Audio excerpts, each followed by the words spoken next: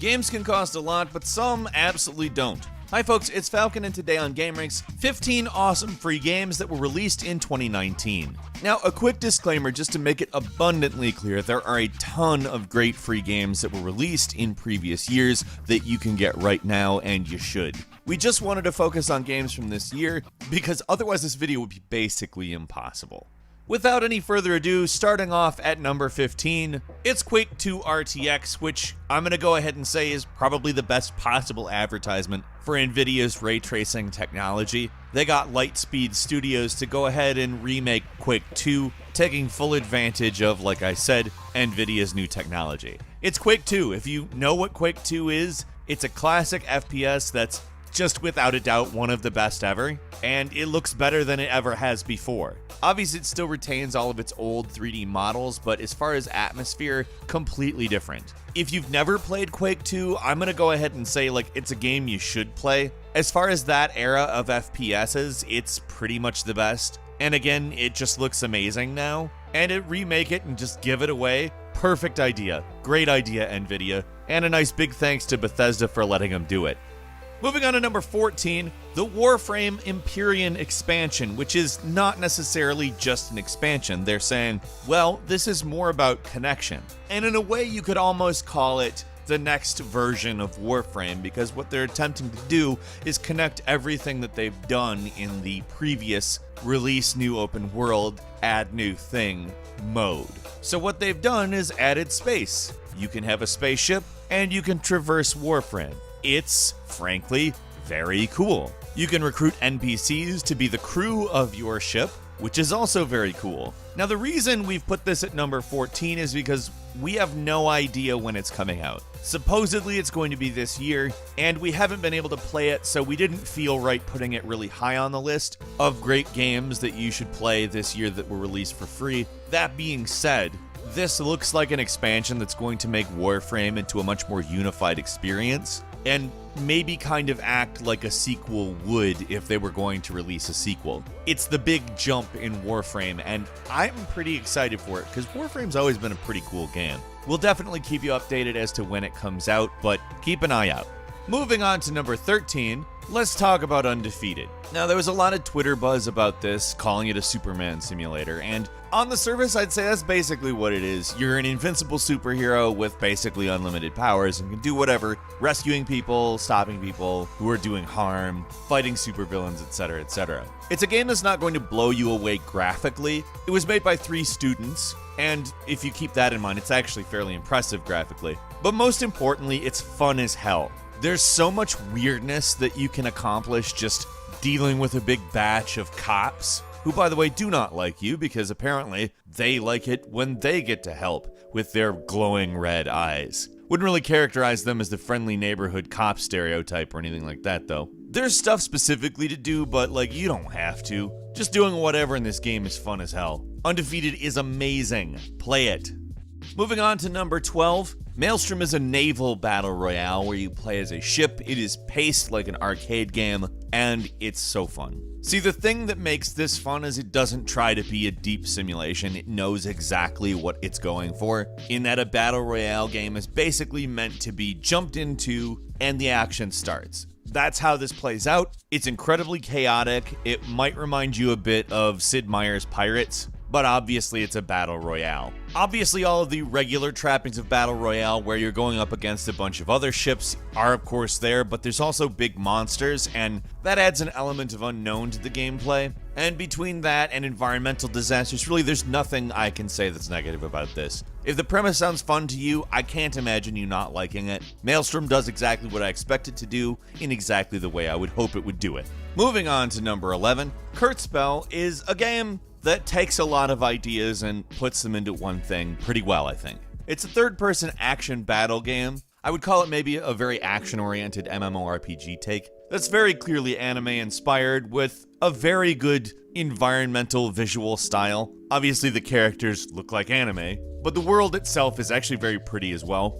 It's got a pretty extensive character creator that, despite giving you lots of choice, makes stuff that looks like it belongs in the world, which is very cool in my opinion. It's got a nice, quickly paced battle system that doesn't feel like a ripoff, I guess. It does have some in-app purchases, but I wouldn't call it pay to win. I think you could probably easily not spend any money in this game, but that leads us to our next point. It is an early access game, and it is obviously not a complete game, because there are still bugs and problems with it that hopefully will be fixed by the final release. However, the game is extremely fun. Moving on to number 10 is Dead or Alive 6 Core Fighters. Now, this is the free-to-play version of Dead or Alive 6. It's kind of a restricted, less content-rich version of the game, although it's more than I would call a demo. You get access to 4 characters: Base, Kasumi, Hitomi, and a new character called Diego, and you pretty much get every mode except for the story mode is just the first chapter, which is fine because quest mode is absolutely phenomenal. And if you're interested in the online multiplayer aspects of the game, you can participate with this version of the game. There's 2 ways you can buy more content for the game if indeed you're interested in it. There's a la carte, but you'll end up spending a lot more that way. If you want to play through the story mode and want to get all of the characters and all that, just buy the full thing. You'll end up spending less. Moving on to number 9. Hey, do you want Portal with weapons as an arena warfare game? Well, Splitgate Arena Warfare is that game, and oh my god, yes. Absolutely 100% yes. Basically, imagine Halo plus Portal. That's this. And it is in every way exactly as good as it sounds. Seriously, it plays so much like Halo and so much like Portal. There's nothing to explain. You will get it immediately as you are playing it if you are familiar with both of these games. It's also a game that has been marketed really badly and deserves tons of attention because it's great. If there's any game on this list that deserves more attention than it's gotten, it's definitely this one. And if you are a fan of Portal and Halo, again, play this. It's everything you would want from both games being combined into one thing. Seriously, Splitgate Arena Warfare. Go now. Moving on to number 8, it's WARMODE. Now, WARMODE is not a particularly complex game. It is a old school shooter, which gives you a couple of modes and doesn't try to fleece you with pay-to-win stuff. I would prefer if games didn't have any microtransactions, but for a small dev like this releasing a free game, this is a model in how to do it without being intrusive and bad. It's generally just cosmetics, and every purchase in the game is $1. Now, I just want to emphasize very much that this is an old school shooter. It has every problem and every charm of a very old school game, and I think that's the main reason to play it, honestly. Moving on to number 7, it's Minion Masters, a, quote, fast-paced hybrid of deck builder MOBA and tower defense. I'm gonna just go ahead and say it's kind of a faster-paced, more elaborate Clash Royale that brings a little bit more to the table as far as what you can do. To differentiate, I would say it is a lot faster-paced and much more oriented around larger numbers of characters on screen, and I would say even necessitates some strategies that make me think a little bit more of RTS than MOBA, but it's obviously still very much a MOBA. At its heart, it brings a lot to the table that you've probably seen before, but it's done so well and with a different pacing and feel that makes it, I think, more than the sum of its parts. Moving on to number 6, Black Desert Online, which is, as it describes itself, a sandbox living world MMORPG. It's a game where an absolute ton is going on at any given moment, and for a game that has as much going on in it, including your fishing, your trading, economy, etc., it has some of the best combat in this type of game you would expect. It is very grindy, but the battle system is rewarding and fun to play, so, I mean, that, in my opinion, trades itself pretty well. It's a hard game that, frankly, if you don't want to lose, you shouldn't play, because there are times that it's not entirely fair, but it's actually a very large amount of fun, and it almost doesn't matter. And at number 5 is Black Squad, which if you've ever played CSGO, imagine that with a little more influence from Call of Duty, but not the more recent stuff. It's not a game that's going to blow you away with new style mechanics. It's in some ways maybe a little bit bland as far as the graphics go, but really is actually fun to jump into and doesn't make you do a lot of stuff in order to enjoy the game to its fullest. It's not a pay to win. And obviously that's a huge plus in any free competitive game. And I'm not going to say that this is one of those games that like leans on old school charm. It's just simple. Moving on to number 4, it's Dota Underlords, which is a spin-off of Dota that is more or less a auto chess game, and it nails it. It just does it right. It takes some of the aspects that you know and love from Dota. It does actually bring a nice amount of challenge to the table, and you probably will lose for a while as you're playing, but you will have a hell of a lot of fun doing it. It's really entirely about strategy and less about razor-sharp reflexes or anything like that. Keeping in mind, this is basically Valve's version of a game somebody else developed. It's not the most original thing, but it's the official one and it's got a lot of might behind it. It's doing really well as far as I'm concerned.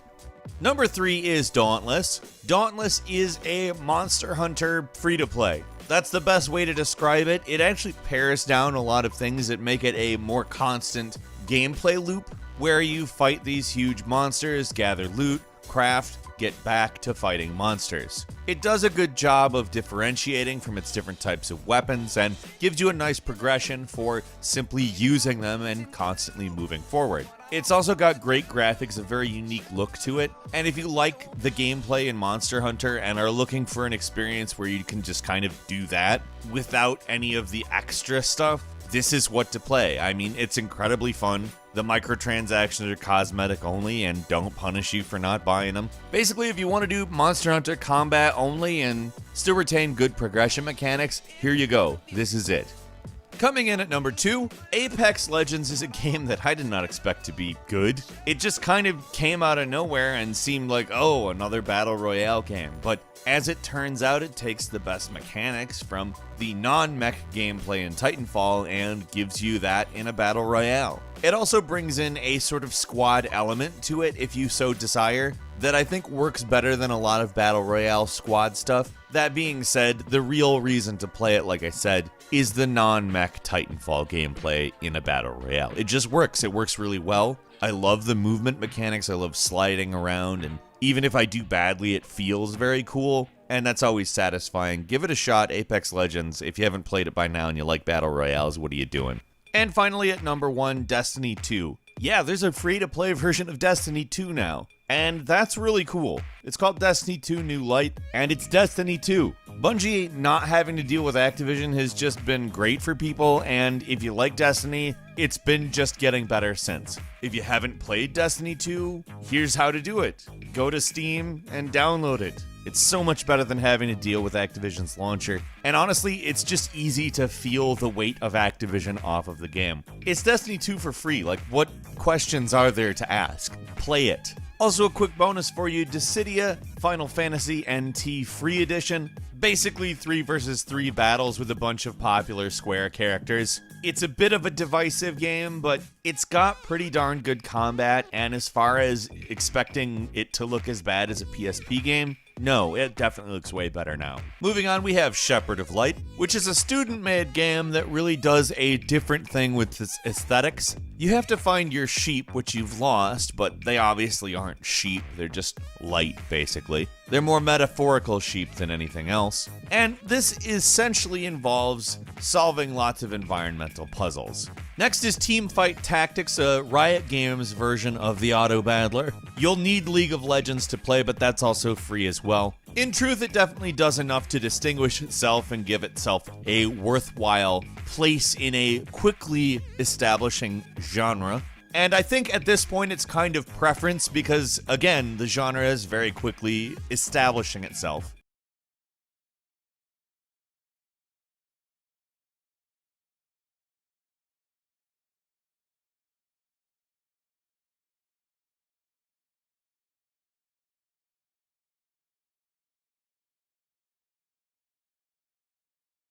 Here on GameRanks.